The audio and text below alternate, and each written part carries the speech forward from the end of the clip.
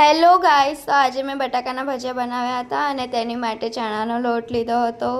પછી તેમાં થોડુંક પાણી એડ કરીને એકદમ બરોબર આપણે એને મિક્સ કરી દઈશું. એમાં બિલકુલ બી લમ્સ ના રહેવા જોઈએ અને જે હું રમત કરી રહી હતી એવું તમારે નથી કરવાનું, શાંતિથી કરવાનું છે. ઓકે, તો જ એ બધું જ હશે. પછી એમાં બટાકા નાખીને થોડુંક મરચું, હળદર, મીઠું અને જે મેઇન વસ્તુ છે એ છે ખાર નાખવાનો છે. જે વ્હાઈટ કલરનો હોય છે, મીઠા જેવો લાગશે પણ એ મીઠું નથી હોતું. એ થોડોક જ નાખવાનો છે. જો વધારે નાખશો ને તો એકદમ રેડ રેડ થઈ જશે. હવે મેં બધું જ એકદમ મિક્સ કરી દીધું હતું. મેં થોડું કોથમીર પણ નાખ્યું હતું. જો તમને ભાવતું હોય તો તમે નાખી શકો છો. હવે આવી ગયો છે ટાઈમ એને ફ્રાય કરવાનો.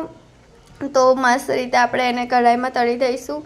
અને તમે જોઈ શકો છો મેં કેવા કેવા પ્રકારના બટાકા કાપ્યા હતા, જે મને બિલકુલ નહોતા ફાવી રહ્યા, એટલે તમને દેખાઈ રહ્યું હશે. તો એકદમ વિયર્ડ આકારના હતા બધા જ બટાકા.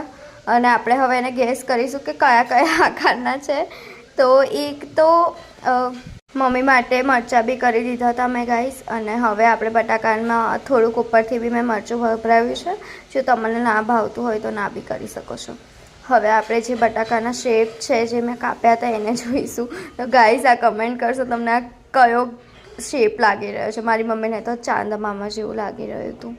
અને પછી એક આ હતું જેને મેં ચકલી નામ આપ્યું હતું, કેમ કે લેજીટ ચકલી જેવું જ લાગી રહ્યું છે. જુઓ ગાઈસ, સબસ્ક્રાઈબ કરી દો.